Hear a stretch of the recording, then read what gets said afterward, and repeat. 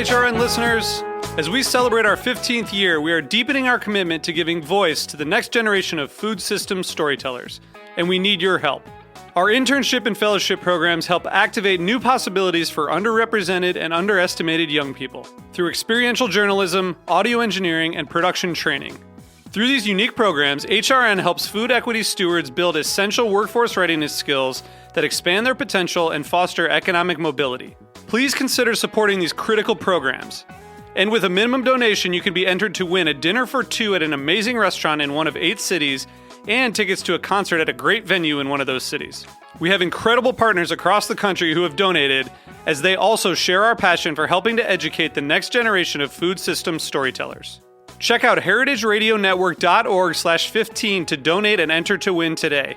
That's heritageradionetwork.org/15 to donate and enter to win today. And make sure you donate before March 31st. Thank you. This episode is brought to you by Friends of Firefighters, serving the FDNY community since 2001. Learn more at friendsoffirefighters.com. This week on Meat and Three, we're examining the true cost of convenience when it comes to when, where, and how we eat. Dark stores enable workers to eat without any kind of thought to how they're getting their food or how it might have come to be. DoorDash, Uber, and Lyft in the past have pledged to spend $90 million to try to exempt themselves from the law. I could be wrong, but I think there's going to be significant regulatory pushback on driverless trucks. Tune in to Meat and Three, HRN's weekly food news roundup, wherever you listen to podcasts.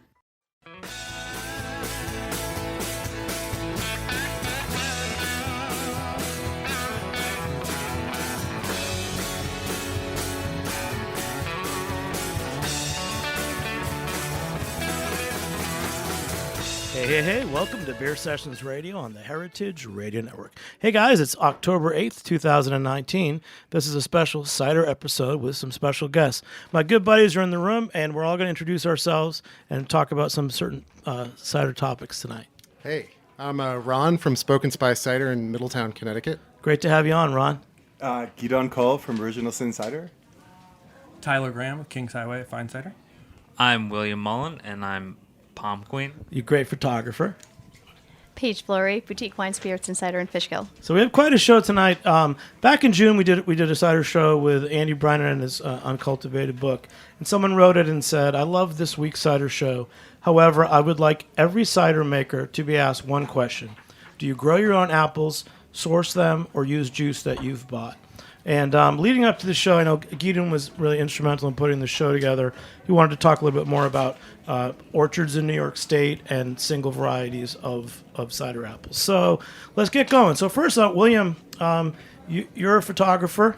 Tell us what Palm Queen is, because you're taking great pictures of apples, but we're going to talk specifically about a few of those apples today. Well, Palm Queen is a name that I thought of for an Instagram handle that came to me on a run that just I thought was funny, so previously it was just my name, but specifically, I did a book last year called Odd Apples with a friend of mine named Andrea Trabuco Campos, who's a designer. And the project is basically photographing any apple that could be deemed odd. So that could be anything outside of that you'd see in a normal supermarket setting. So russeting, odd shapes, different colored flesh, just anything strange and out of the ordinary. And so the project is really capturing those apples in a way that really evokes their essence.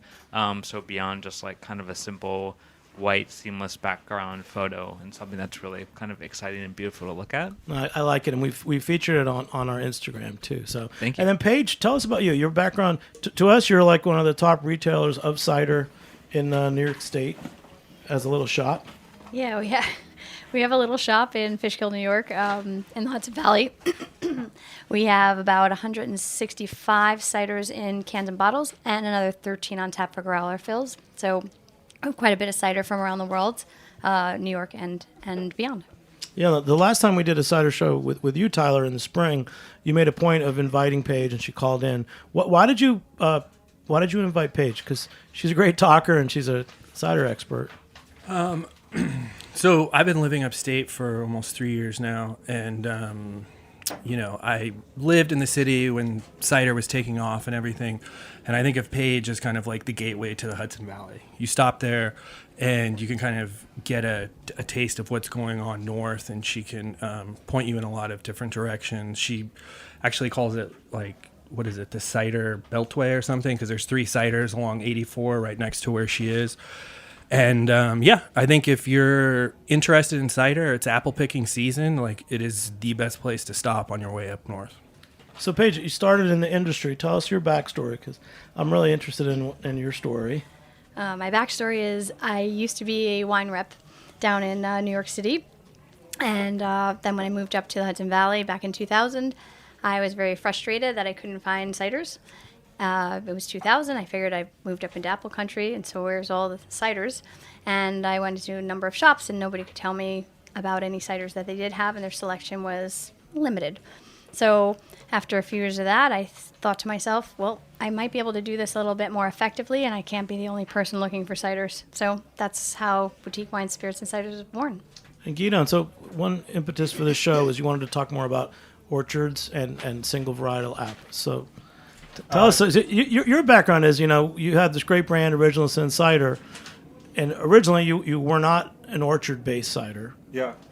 Listen, I started at a time when cider was in the infancy. There are over 1,000 cideries today in the U.S., but parallel to the growth in cider, it's been a renaissance with apples as well. Currently, 12 apples represent 88% of what is consumed in this country. The average American has had 6 varieties of apples in a lifetime, but there are over 7,500 varieties. And these apples come in all shapes and sizes, and it's that different diversity and flavor profile which really lends itself to making interesting, unique cider and adds incredible depth to not only cider making, but culinary activities, what we'll see later on, as well as, in every which way. So it's really a fascinating category, which I fortunately have learned along the way through travels through New England. So let's talk about some apple varieties or varietals. Varieties of apples, I would say varieties. Let's talk about apples. a couple that each of you. So Ron in Connecticut. Okay. And you guys, pick one each Some that you interesting like apples. to work with. That you've worked with. Interesting apples for us. The average apple has about 12 bricks of sugar. We grow a number of apples in our orchard, which are bordering on 21 bricks of sugar, including one that Tyler worked with. What that is in ABV. Yeah. Wickson is an example of an apple, which Tyler made an amazing single varietal from. Actually, apples from our orchard. Another apple, equivalent that to ferments out to 11.5%. Yeah, about 11.5%. Another apple is actually a really interesting apple that we brought here called the Pitmaston pineapple, which is an apple that was once very popular in England, which is an apple that has flavor profiles of a pineapple in them. We grow apples that taste like pears. We grow apples that really don't even taste like apples at all. It's like the diversity is really quite incredible. So you went on a mission. I mean, before you were making cider, selling around the country. So how many different cider varieties are you growing? Yeah, I think like everyone in this room, and especially Will, like I've had the opportunity to go to certain events or visit certain orchards in this country, which has really influenced me. One I know Will's been to twice in the last week or so is the USDA orchard in Geneva, New York, which has 2,500 varieties. It's the largest genetic repository in the world. And I had the opportunity to work those rows. My family had an old dairy farm near where Tyler has his orchard, his cidery, and I took part of that land 8 years ago. And the intent is to grow a carefully curated orchard of unique apples with very interesting profiles, potentially historically significant, as well as important cider apples within the realm of just within a couple acres. Well, tell us about you went to a cider camp in Maine. It's the Maine Apple Camp. I was invited to speak with another guy named Sean Turley, who has an account called The Righteous Russet, and he also does a similar thing to me, cataloging apples with a photo and a description. So we were invited to speak about basically what was called malice storytelling, so about educating people about apples. So basically, methods of telling stories about these apples. Our medium is Instagram and photography, and educating people and getting people excited about the diversity that's in the malice species. Paige, at your shop, is there an interest in single variety ciders, or is it something that you talk about your customers? Yeah, absolutely. It started off with Northern Spy, which I think is probably the most common single variety cider, at least around this area. And we've had several on tap, including Elizabeth Ryan from Hudson Valley Farmhouse, as well as Kite and String. And we try to actually run those two on tap because they're very different flavors from each other, to kind of explain to a customer what goes into being a single variety cider, and also how they can actually differ even though they are technically the same apple. Great. And Ron, is there a single variety that inspires you, or tell us a little bit more what you're doing in Connecticut? I really like the Redfield apple, and that's actually the cider we just poured. It kind of carries some of the color of the red-fleshed apple. And I think Gideon brought some of these apples. So these apples are red-fleshed. If you haven't seen that, when you bite into it, the flesh, it's not a white apple. It's like a pink red. It's like a pink rainbow. So that first cider, was that from Spoken Spy? Shirt. No, so this is a homebrew friend of mine, Al. This actually medaled at Glencap, so it's an award-winning single variety Redfield cider. With Redfield. And who wants to talk about Redfield? So, William, I saw on Palm Queen on Instagram that you actually had a Redfield just the other day. Yeah. I've been lucky enough to visit Gideon's orchard twice now. This year was really, really amazing, and we got some Redfields, and I photographed them. Yeah. And then Redfield is actually what is a hybrid. So two apples? It's Nizhwestgania. I'm probably not pronouncing that right, but that's like the mother of all red-fleshed apples, or most of them. From Kazakhstan, and from right? Kazakhstan, Uzbekistan, Kyrgyzstan area, and the other one is Wolf River, which is a big, hefty apple that I think is native to Wisconsin, if I'm not mistaken, and it's mostly like a cooking apple, but also really tasty.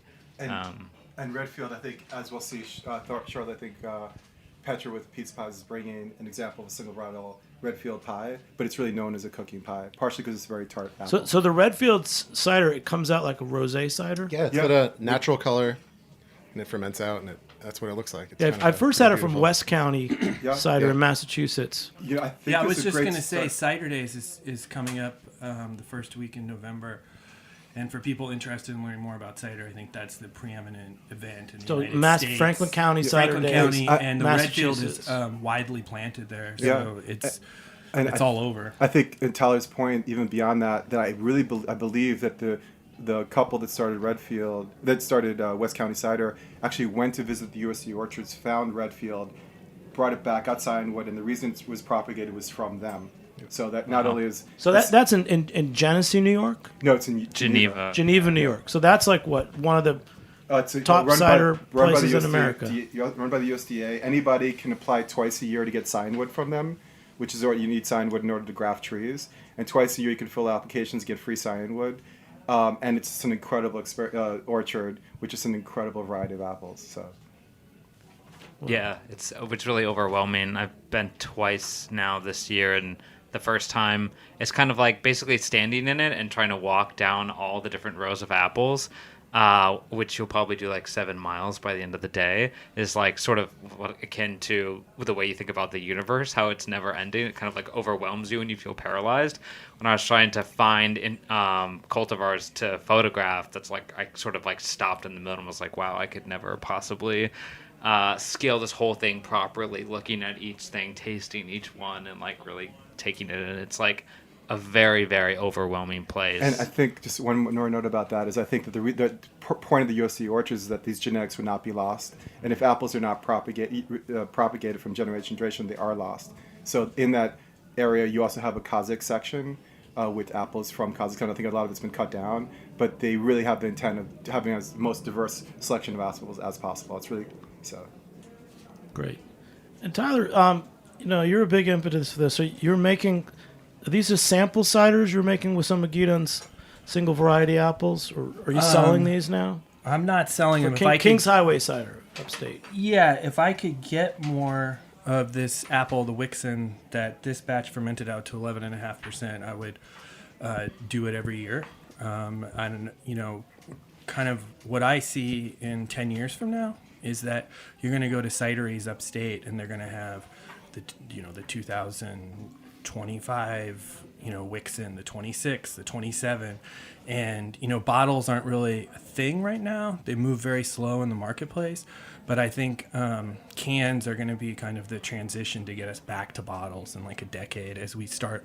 One of the interesting things, we just had the Redfield. It was room temperature. It tastes great. We're going to have a Kingston Black at room temperature. We're going to have the Wickson at room temperature. And you're going to see that all of these ciders, have their own character, and they all taste best at room temperature. And I think as the cider drinker gets more educated, that's going to be the future of the Hudson Valley. I think also we're going to discover a lot of apple varietals that people that are living in the Hudson Valley right now, but that haven't been identified.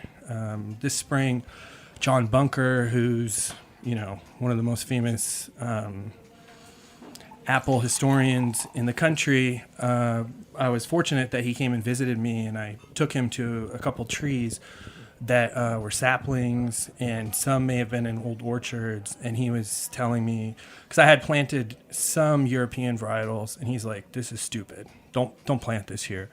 You already have the apple trees that are growing, that are doing well. You need to identify these. Send me the scion wood. We'll develop these. These will be your orchard. You can name all of these apple trees." And it was like really interesting hanging out with him and listening to him talk about all of these apples that already exist that we haven't identified, but I've put them into carboys as single varietals, and I'm like, wow, this is an amazing cider on its own. So I think that's kind of where the future's headed a decade from now. John Bunker, Fedco trees, right, up in in Maine.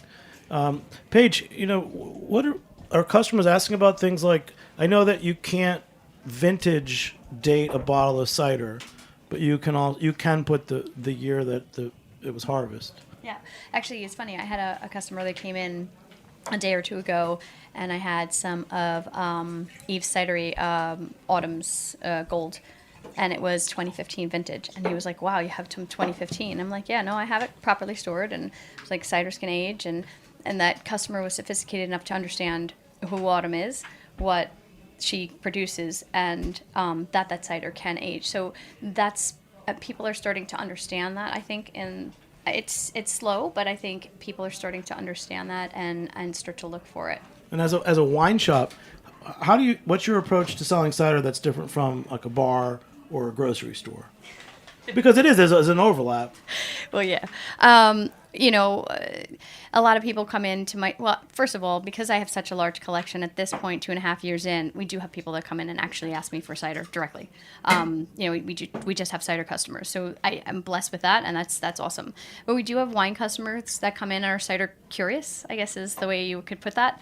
And explaining to them, it's starting from the beginning, and it's something that I think a lot of the cider makers have to deal with. Is it cider beer? No, it has nothing to do with beer. It's actually closer to wine. It's not brewed. You have to explain all of these things to the customer because they really don't know, and they have no resource to understand unless they happen to come into your cidery. So we offer a place where a wine person can come in and actually learn a little bit about cider and how it can be used in place of wines in a lot of respects. Great. Gita, one of the questions you had before the show, you wanted to ask both Ron and Tyler that they've found orchards that are no longer in commercial production, but you found them full of interesting heirloom apples. Who wants to talk more about that? You started that, Tyler, but... Well, I can tell you about a crazy conversation I had with John Bunker, and he said, there's orchards all around you right now. You just can't see them. So what he did in Maine is he went and found it was like the agricultural department or something. It was the Google Maps of the 40s or 50s when they first started taking photos with airplanes. And he started identifying where all the orchards were in the old photos. And then he would just go hiking through the forest, and he would find the orchards, and then he would find the apples. Then he would go to the state fair and go through their records and see which was the most popular apple in the years that these photos were taken. And he started finding apples that were lost to history. And he was like, you can do that in Dutchess County. Dutchess County Fair is like 178 years old or something like that. I don't have a lot of time to do that right now, but it's definitely something that I'm interested in. And talking to John Bunker is just, if anyone ever gets a chance, it's an experience. I would say one thing also, Tyler's close to where my orchard is, and that part of Dutchess and Columbia County is not really known as an apple growing region. It was more historically a dairy region, but despite that, it's amazing how many orchards are kind of hidden away, or how many seedling trees you will find. It's really throughout. So. And he told me a cool trick too, because I find myself in these orchards a lot, or I think they are. I can't tell if they're wild saplings. So basically what you do is you just walk around for 20 minutes and count your paces, because some of the trees are going to have died. But after 20 minutes, if you find this was 15 paces, that was 15 paces, then all of a sudden, yes, you're in an old ancient orchard. And I believe he just came out, John Bunker just came out the book specifically on the subject of how to identify seedling trees, seedling apples, how to hunt for apples. So. Paige, you were just nodding your head. What did you want to say? That just makes so much sense. That's pretty awesome. Yeah, I mean, and Ron, in Connecticut, I mean, are there a lot of wild apple trees around? Or you're not? Not so much wild, but it's homesteads that people have moved on, and the new people don't know what's there. And then, just connecting with different people, finding apples in their backyards. They have no idea what they are. Like the ones I brought today, just gigantic. So you brought a number of apples from Yeah, these are all Litchfield County foraged, but from people's yards. They, trees that they don't maintain. It's just kind of the trees in their backyard. All right. Who wants to tell me about another apple variety that is dear to them that makes great cider? I think a couple interesting apple varieties here on the table. One is the Virginia Crab, which was Thomas Jefferson's favorite apple for making cider, and also the apple from Newark, New Jersey, the Harrison, which is an apple that's believed to be lost to cultivation, but was rediscovered by an apple hunter, I believe, in 1987.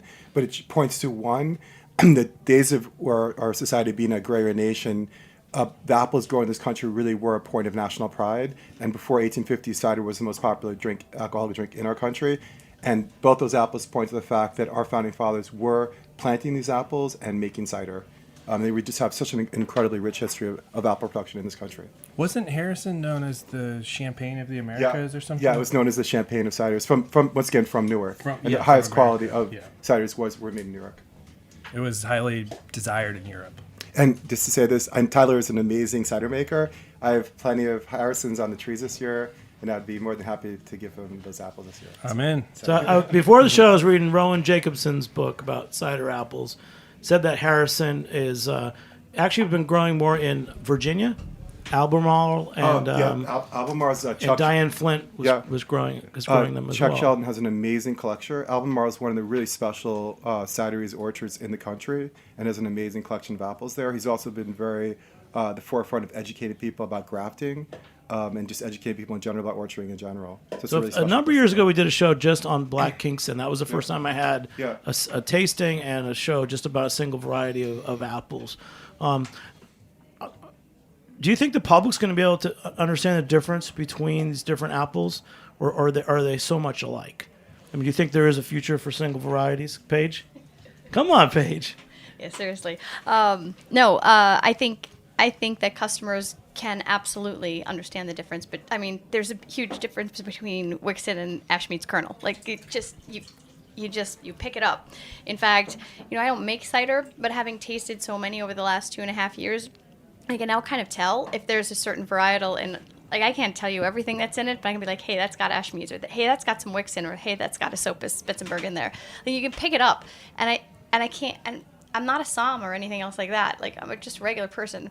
I think other people can do the same thing. I think they're really interested in it because they want to know what they're drinking, and they're trying to relate it to something they understand, and wine is one thing they do understand. So you usually get like Chardonnay or Pinot Grigio or whatever single varietal. So they're starting to understand that there's single varietals of cider or blends of cider. They're starting to understand that difference, and they're starting to ask questions, at least in my shop. So that's a good sign, because that means there's interest and there's a lot of growth available in this field. Well, single varieties are sexy. I mean, what did you just pour for us, Ron? That was my Kingston Black. It was a Glencap Best in Class winner this year. Congratulations. It's just, so it's a Spoken Spy, or is it Spoken Spy, yep. Yeah. So how are you integrating? Tell us about the first question was about the apples, where you're sourcing them. Yeah. Tell us what you're doing at Spoken Spy. I mostly buy juice. I have a couple trees. but I don't really make juice from those. But I've started crushing apples and pressing apples recently with these foraged fruits that people And so for are bringing to me. where'd you get the Kingston Black? Just local orchards, connecting with people who have one tree. So, I mean, I think that batch was 10 gallons. So That's nice. And Kingston Black is said to have the optimal level of acid, tannins, and sugar to make the perfect single varietal. So Yeah, I would say one thing that shouldn't be lost is that not all apples make a good single varietal. There's an apple on the table that is a small orange crab apple that reminds me of, what is that, the Golden Hornet that you have on your orchard? And I made a single varietal out of that, and it is undrinkable. It is very clean, but it has so much acid and so much tannin that it will just, it's like putting 20 tea bags in your mouth. And it's actually unedible as well, so which is like, it does correlate. But it would be great in a blend, you know? And when you think about these orchards or wineries from, you know, vineyards from hundreds of years ago, people were planting different varietals because who knows what the weather's going to do this year, you know? Typically you're going to, you know, blend these things together, but then as the wine industry took off, then we're talking about different, you know, grapes, and then it just becomes sexy. It becomes fun. You know, the Kingston Black. Oh my God, I had this one Kingston Black that so-and-so made. And I think, you know, definitely there's enough difference in some of these amazing apples that it's, you know, it's not rocket science for the consumer to figure it out. And it's just like a graduated version of some of these, you know, fruited raspberry and blueberry ciders. You know, there's room for all of it in the category. Quick, what's the next cider that we have? So I actually have a single varietal series. One is the McIntosh, which won a gold medal at Glenclap this year.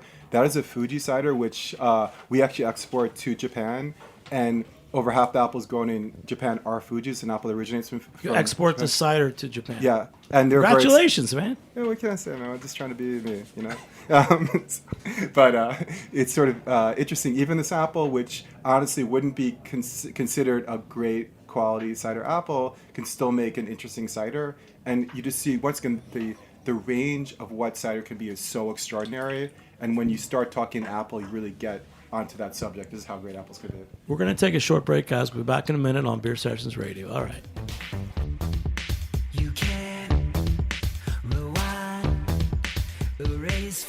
This episode is brought to you by Friends of Firefighters, serving the FDNY community since 2001. Friends of Firefighters is a 501c3 nonprofit organization dedicated to providing free, independent, and confidential mental health counseling and wellness services to active and retired FDNY firefighters and their family members. Friends of Firefighters was born within days of September 11, 2001, through the performance of several unobtrusive acts of kindness offered by the local community. Over the past 18 years, Friends of Firefighters has expanded to meet the growing needs of the FDNY community. Today, the organization provides a safe haven in an old restored firehouse in Red Hook, Brooklyn, where New York City firefighters, active and retired, can relax, meet with their peers, receive counseling with no stigma attached, exchange information, and access an array of services specific to their needs. To learn more and find out how you can get involved, go to friendsoffirefighters.com. It's October 2019. We're talking about cider, orchard, single varieties, and we've all been waiting for this. At the last couple of Cider Feast events, our favorite baker, Petra from Petey's Pies, has been making single variety apple pies, and she just came in with some. Petra, welcome to the show. Thank you.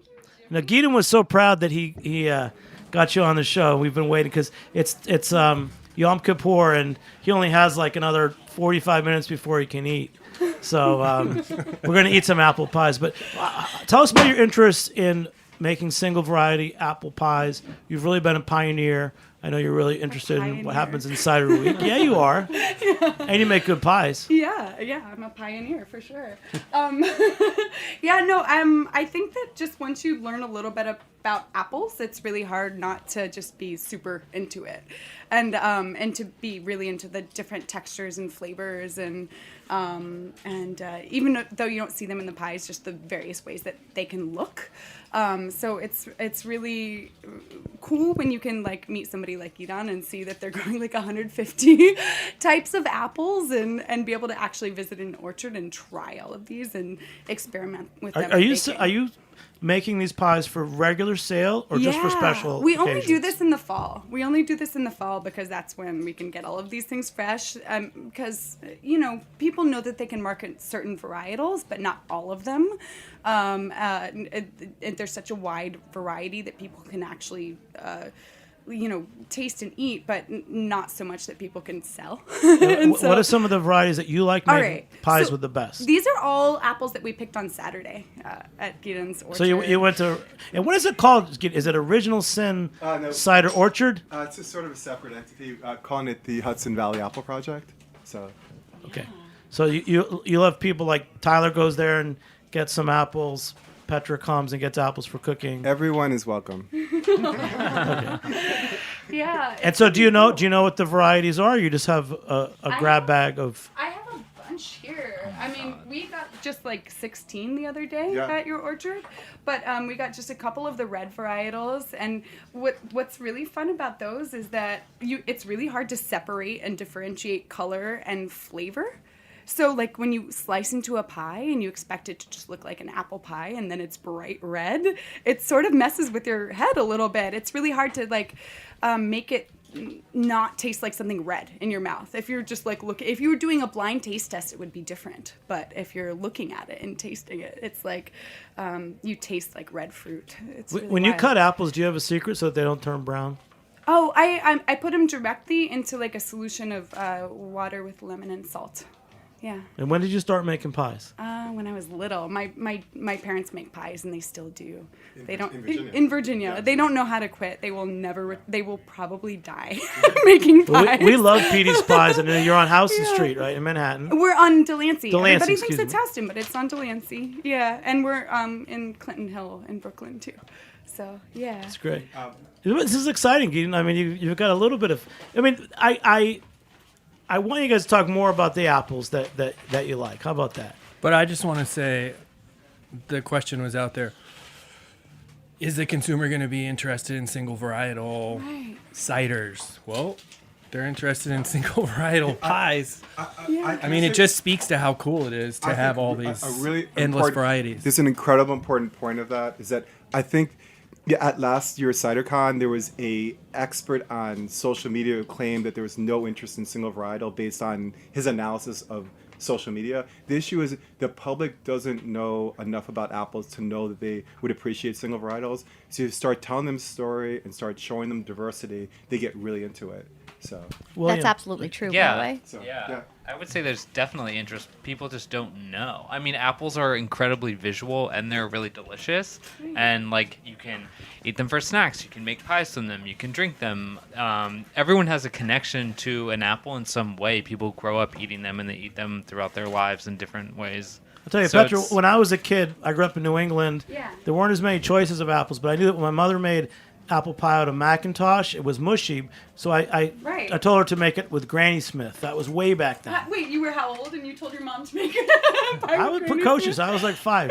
I also told my parents where to go out to eat and everything. you grew up in the city, right? I grew up in Massachusetts. Okay, that's just okay. But I love my pies. I'll also add that the people who are most interested in single varietal ciders are the people who've been drinking cider the longest. They start out with sweet.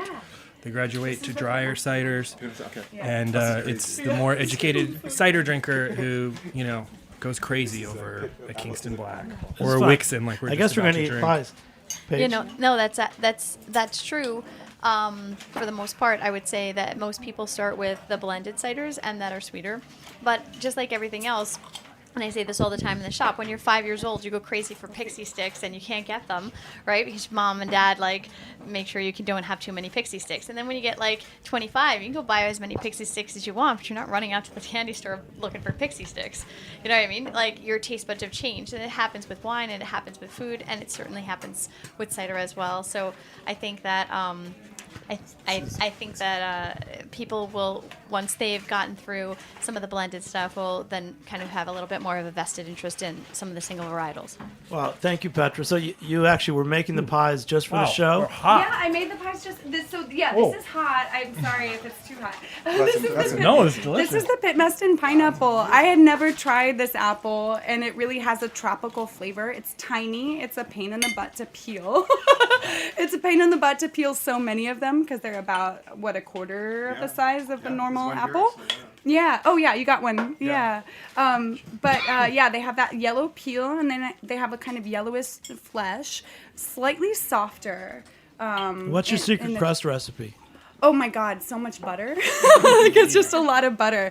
I just I took my dad's crust recipe, which is like a butter crust pastry recipe, and then I just like increased the butter ratio, and I use really good butter from upstate. I use Ronnie Brook or Crime Hill from upstate. That's great. Yeah, I'm going to it's ask really about a good. couple more cider varieties.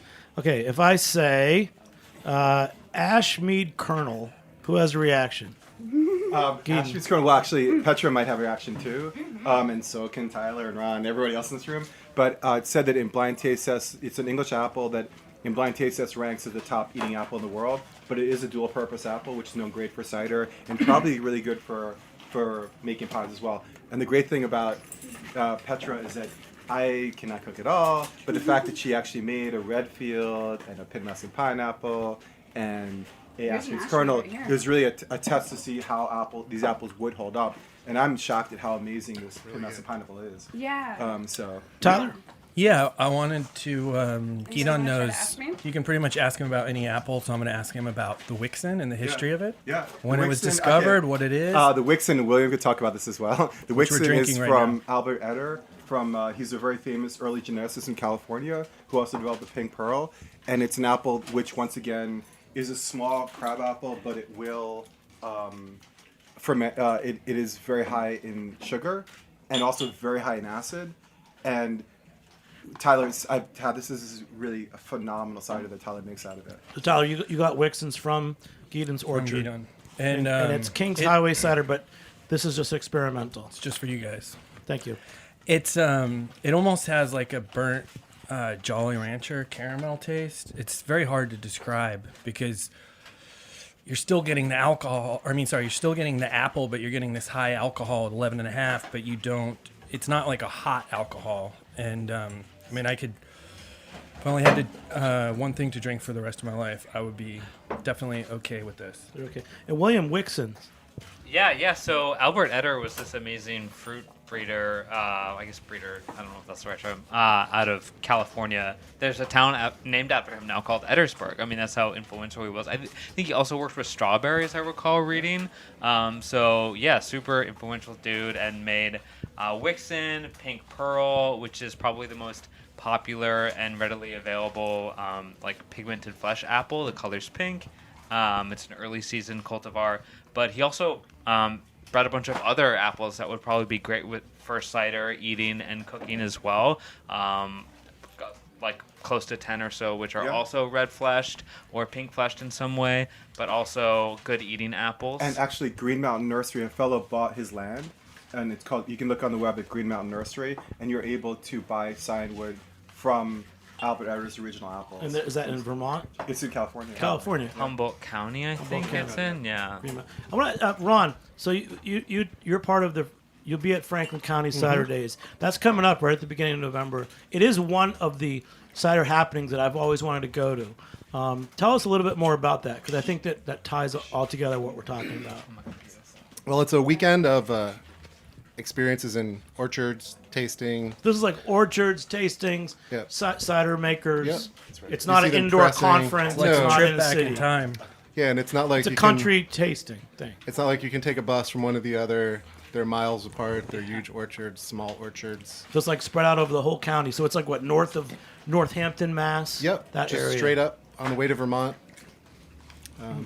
And the people there have been making cider for generations. You show up and the guys have their trunks open and they're pouring stuff out of kegs. And So like home some cider of it's not makers. that good.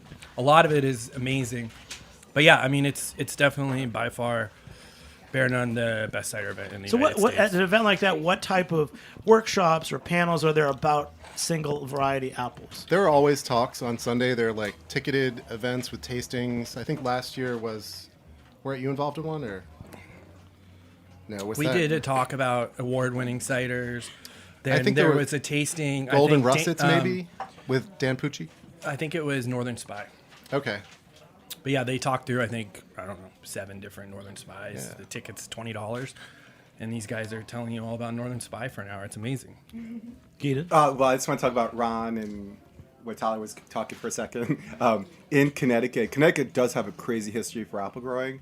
One being that the original Northern Spy tree, even though it's from East Bloomfield, New York, it's from a family that moved from Connecticut to East Bloomfield. So the seeds are said to originate from Connecticut. Yep. And also the very first nursery in our country originates from Connecticut.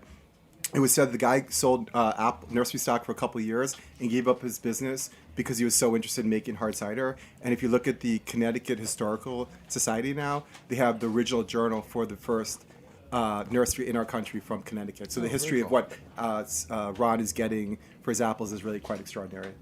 So. Cool. And Ron, you've helped start the Connecticut Cider Association. Yeah, we have a Connecticut Cider Association. We have an upcoming cider week in November. We're going to have the Connecticut's first cider festival in November. So there's a lot going on in Connecticut with cider. I also wanted to ask Ron a question. Okay. I've heard amazing things about your cidery there. There's always new flavors going in there and everything like that. And I haven't seen you in like a year, and I just want to hear what's going on there. Just very busy making cider. And but I mean for guests and stuff, because it's we not have a that far tasting room from the city. Yeah, so we're very tasting room focused. We distribute in Connecticut only. So. Middletown, Connecticut, near Wesleyan. Yep. Spoken Spy, and the Spy is from. But we're also Patrick. We're all eating your pie, and I can't this stop. Is so delicious. And it's eating. This is the Redfield. It looks. Oh, we didn't get to the Redfield yet. Yeah. And can you taste the difference? Oh, absolutely. Between the different apples. Yeah, I mean the acidity really comes out in the Redfield, but I'm just like I wonder what it would be like. I haven't done this where I've done like a blind taste test where I'm like trying to try these different pies and like separate the appearance of the pink and the red apples. I'll tell you what, we'll do a game. Yeah. You just tell me ahead of time which one's which, Yeah. and I'll pick out the apples. I'll amaze everybody. I'll tell you ahead of time. I don't know if anyway. So again, on a bigger picture, so I want to talk about you and give you a lot of credit. I mean, you're one of the first, I think probably the first commercial ciders that I ever tasted in the restaurant industry. You probably brought to me in 2000, 2001 in New York City. I'm very impressed the way you've grown. I mean, you're distributed internationally. Did you pick him up when you first met him? Well, we go way back, but what was the impetus for you to start this orchard? And when did you do that? Because that's really the story of the show. I mean, first, it's not in that I think everybody in this room is really the vanguard of educating people on just the depth of what cider and apples culture can be. From a culinary point of view, from a cider point of view, it's really quite extraordinary. And I really think even as big as the cider industry is, I think that point can be hit home a lot harder than it has been hit home. So, but you want to tell me more about your orchard? The orchard, I just sort of, I think probably similar to Will. Is it Dutchess County or Columbia County? It's Columbia County, and I had the fortune of seeing the varieties that are out there. I was taking trips to USC Orchard. I was so like the fact that I had to go up to Geneva, New York every year in order to taste these crazy varieties was sort of challenging. And my family had a dairy farm and land, and I had the opportunity to plant trees. And it's been a magical experience in terms of planting. The great thing about the cider industry is you don't only have cider makers, but you have orchardists as well. And when you go to CiderCon, at least a very significant part of the people are orchardists. And I think it makes the cider industry much more depth than any other craft industry, and that there's such an agricultural element to it. So. And I would say, I think there was a controversial question to lead off this podcast about sourcing. And I don't think. Well, I mean, I don't ask the brewers if they grow their, barley or their hops, or, I mean, it's speaking to what Gidon's saying is orcharding is a completely different business than fermenting apple juice. I mean, it is a complex industry, and for one person or one company to control all of those inputs, I think is asking a lot. William? I work in chocolate. That's my full-time occupation, and Rocket Chocolate, right? Yeah, Rocket Chocolate. We're based in Red Hook, and we make single origin bars without roasting, and we experience a lot of similar, like to that point of the question of do you, grow your own apples, press your own apples. the difference between someone who makes chocolate from bean versus a chocolatier who gets a blend from maybe Barry Callebaut or one of the bigger chocolate manufacturers. There is kind of this tension and snobbery when ultimately, like, what we're all trying to do is make a high quality product for people. Well, not product, but something really interesting and delicious for people to eat and celebrate a thing and introduce people to how far you can go with something, how delicious cider can be, how amazing it can be. Same with chocolate. And yeah, the internal tensions can be really challenging to get over. I think it's important to just kind of look forward and be like, well, what are we all trying to do the same thing, basically, essentially. We're going to wrap it up in a minute, but I just want to say that Cider Week started in New York City in 2011, and we've come so far. You can go into a typical bar or restaurant and see on a draft handles one cider at least when there was never any cider. So for me, I see there's only a positive future for the hard cider industry. And Paige, you want to wrap it up because you're really there as a retailer. You know what you are, so tell us. Give us your summation of where cider's going or what you want to see from it. Well, cider's growing. Cider's growing very quickly. We just did our first 2-day grand cider tasting, which we had to expand from 1 day to 2 days. This past weekend, we saw a record number of people in our store. So people are really excited about the space. They want to see new and interesting things. They're looking for innovation. They're looking for things that are different. They're not looking for what you can grab off the shelf at Walmart anymore. They're looking for outside the box stuff. And I think there's a lot of that coming out, and there just needs to be more spaces where consumers can get that. And Ron, so you've opened up Spoke and Spy in Middletown, Connecticut. What's the tasting room like? What's the customer interaction? Are they buying pints? Are they doing flights? Yeah, we do flights, a lot of flights, hundreds of flights a day. People want to try everything. The more ciders I put on, the more I could put 12 on, and they want flights of 12, which is great because it means they want to experience everything, discover what they like. Usually on our flights, half of it's dry, half of it isn't. So there's definitely room for single varieties so that you can have things that taste. I think right now we have 2, or at least 1 single variety this week. Great. Anybody else, Tyler? I mean, to me, you're a leader of the industry. Are you on the board of the State Cider Association or anything like that? I'm on the marketing committee. Yeah. And no, I don't think I have anything to add. I think there's room in this category for everything. To me, single varietals are the most interesting as a drinker. I don't have a lot of access to them as a cider maker. Last year I had 6,000 gallons of Stamen wine sap, which was amazing. And then I learned that orchardist was cutting down all those trees because they don't have a place in the marketplace, in the grocery store. So the more that we're talking about this, the more interest there is going to be in this, the more that we're educating the consumers. I want to say thanks for having us, and I want to say cheers to your health. Thank you. And this is like a heritage foods thing where we have to keep producing the product and making it and selling it. Otherwise, the trees will get cut down and other things will not be propagated, right? I would add also that I think if in the macro picture, people get caught up in numbers and cider sales supposedly nationally are down a little bit, really influenced by the macros. But anyone who really understands the industry understands there are people like Tyler and Ron out there who are building legacies. It's really happening in the Finger Lakes, where we went to Finger Lakes Cider Week, that people are, that this industry is so phenomenal in what is occurring within just a few years. And it'd be interesting to see what it And Petra, anything you want to say about these apple growers or different I'm just so sad to hear apples? about the Stamen wine sap. That's my favorite pie apple. They're such It's great amazing. keepers, and they're so tasty in a pie. They're just The name of it's appley amazing apples. too, because it's like an 1800s name where it. Yeah. I may be making this up, but it tastes like how it sounds. Yeah, and I love that. exactly. How many trees is this guy having to cut down? How many trees did he have? I don't know. I just know they're gone, and I won't have 6,000 gallons of Stamen wine sap this fall. Yeah. I mean, I could. The only reason I had them last year was because a storm came through, and they all got dented up, and they needed to get rid of them immediately. And then, boom! This year they're cut down. It's crazy because that's such a popular apple. You can find it like so readily at the supermarket. To think that like consumers wouldn't want to buy that at a supermarket. It's a very pretty apple. It's because you as have well. the Cosmic Crisp coming up. They're always inventing the new one that's firmer and stays longer in the grocery store. That has a little bit better acid sugar balance. And Or just more crispy. Yeah. Well, it's great having you guys on. Everybody just say your name and where you're from. We're going to close it out. I'm Ron from Spoke and Spy in Middletown, Connecticut. I'm Petra from PD's Pies in the Lower East Side in Brooklyn. Thanks for the pies, Petra. Gidon Cole from Original Sign. I'm William Mullen of Palm Queen. Instagram. Tyler from Kings Highway, and thank you for the pie. The pies were amazing. There were so many pies. Paige from Boutique Wine Spirits and Ciders Fishhill. Well, thanks everybody. Just so you know, Cider Week New York City is coming up in November, so keep checking it out, and we'll be doing some events and everything in New York City. So thanks for joining me, Jimmy Carboni. Thanks to our producer, Dylan Hoyer, and engineer Matt Patterson, and intern Kevin B. I'm Jimmy Carboni. Thanks for joining me on the Heritage Radio Network. We'll see you next time on Beer Sessions Radio. All right. Woo! Beer Sessions Radio is powered by Simplecast. Thanks for listening to Heritage Radio Network, food radio supported by you. For our freshest content, subscribe to our newsletter.